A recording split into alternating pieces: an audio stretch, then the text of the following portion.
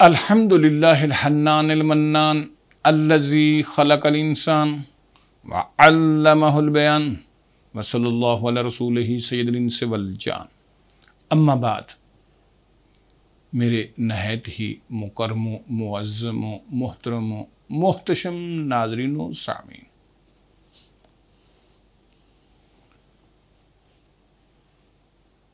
ایک حدیث میں حضور صلی اللہ علیہ وآلہ وسلم ارشاد فرماتے ہیں کہ جب کوئی شخص بیمار ہوتا ہے تو اللہ تعالیٰ فرشتوں کو حکم دیتے ہیں کہ اس بیمار شخص کی 3 چیزیں میرے پاس لے آؤ. نمبر 1، اس کی نیند میرے پاس لے آؤ. عزیزان محترم، آپ کو تجربہ ہوا ہی ہوگا کہ جب کوئی شخص بیمار ہوتا ہے تو پھر اسے نیند نہیں آتی، اس کے لیے رات بہت لمبی ہو جاتی ہے. تو حضور علیہ الصلوۃ والسلام فرماتے ہیں کہ اللہ فرشتوں سے حکم دیتے ہیں کہ اس کی نیند میرے پاس لے آؤ. نمبر 2، اس کی بھوک میرے پاس لے آؤ. وہ شخص جو بیمار ہوتا ہے، چاہے آپ طرح طرح کے کھانے اس کے سامنے رکھیں اور اس کا جی نہیں چاہتا کھانا کھانے کو، کیونکہ اس کی بھوک فرشتے جو ہیں وہ اللہ کے حضور حاضر کر چکے ہوتے ہیں. اور تیسری بات آپ صلی اللہ علیہ وآلہ وسلم نے فرمائی کہ اللہ فرشتوں کو حکم دیتا ہے کہ اس کے گناہ بھی میرے پاس لے آؤ. تو فرشتے گویا اس شخص کی نیند، بیمار کی بھوک اور بیمار کے گناہ، یہ تینوں جو ہیں اللہ کے حضور پہنچا دیتے ہیں. اور جب وہ شخص اللہ کے فضل سے تندرست ہوتا ہے تو اللہ تعالیٰ پھر فرشتوں کو حکم دیتے ہیں کہ اس کی نیند اب واپس کر دو. جب وہ صحت مند ہوتا ہے تو پھر اسے نیند کا لطف آتا ہے. اس کی نیند واپس کر دو. اللہ پھر فرشتوں کو حکم دیتا ہے اب اس کی بھوک بھی واپس کر دو. اب وہ طرح طرح کے کھانے کھانا شروع کر دیتا ہے.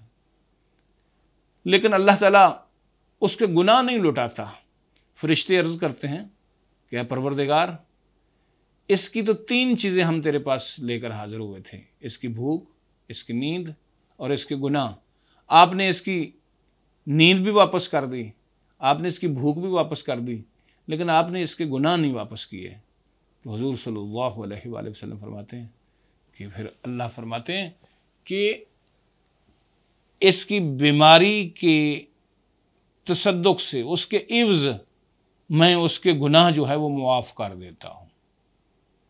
عزیزان گرامی، یہ جو بیماری ہوتی ہے، حضور صلی اللہ علیہ وآلہ وسلم کا ارشاد گرامی ہے کہ 1 دن کا بخار 1 سال کے گناہوں کا کفارہ بن جاتا ہے.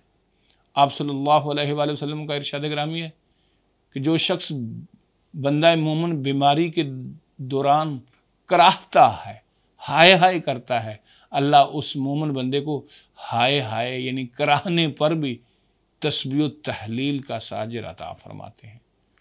آپ صلی اللہ علیہ وآلہ وسلم نے فرمایا کہ بیماری کے دوران جو مریض کا ایک ایک سانس ہے، گویا وہ بھی اللہ کے حضور ذکر میں ہی شمار ہوتا ہے. تو عزیزان گرامی، بیماری اگر آ جائے تو اللہ سے شکوہ نہیں کرنا اور اللہ سے بیماری کی طلب بھی نہیں کرنی. وہ بڑے لوگ تھے، حضرت عمہ رابعہ بصریہ رحمۃ اللہ علیہا جیسی بڑی شخصیات، جب انہیں کوئی تکلیف نہیں پہنچتی تھی نا اس دن رات کو مصلی پہ اللہ کے حضور دعا فرماتی کہ اے پروردگار، آج تو نے اس بڑھیا کو اس کے حصے کا رزق تو پہنچا دیا، لیکن آج تو نے کوئی اسے تکلیف نہیں پہنچائی.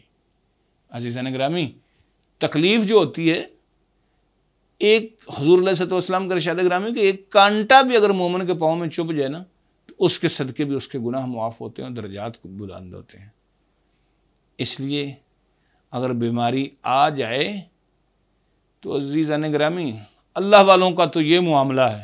میرے استاد گرامی حضرت واصف علی واصف رحمۃ اللہ علیہ فرمایا کرتے تھے کہ دنیا دار جس مقام پر پریشان ہو جاتا ہے، مومن اسی مقام پر صبر کرتا ہے، اور مومن جس مقام پر صبر کرتا ہے مقرب اسی مقام پر شکر کرتا ہے۔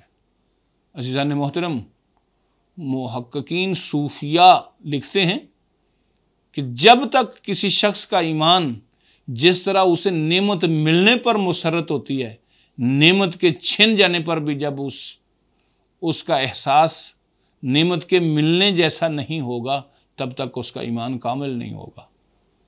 اس لیے ہمیں چاہیے کہ اگر کوئی ہمارے آزمائش، کوئی آفت، کوئی بلا اگر ہمارے اوپر آ جائے تو عزیزان محترم پھر اللہ سے شکوہ نہیں پیدا ہونا چاہیے، اس کی رضا پر راضی رہنا چاہیے۔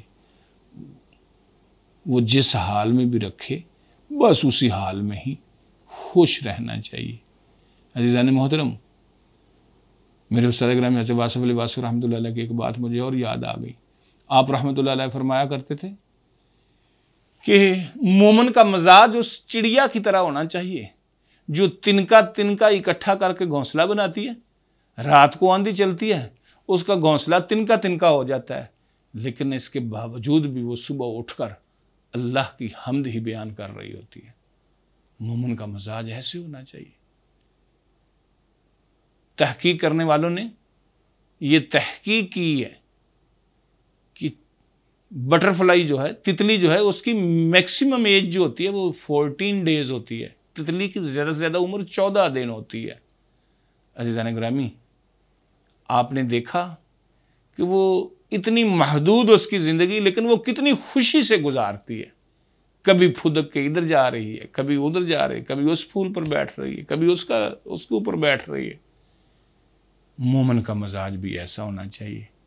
حالات و واقعات جیسے بھی اس کو پیش آئیں، بس اسے اللہ کی رضا پر راضی رہنا چاہیے۔ پروردگار جو ہیں وہ پھر دکھوں کے اوپر جو نوازتے ہیں، وہ اس کا پھر کوئی نعم البدل نہیں ہوتا۔ اللہ تعالیٰ آپ کو اور مجھے عمل کی توفیق عطا فرمائے۔ والسلام علیکم الی یوم القیامہ بجاہ النبی خیر لنا۔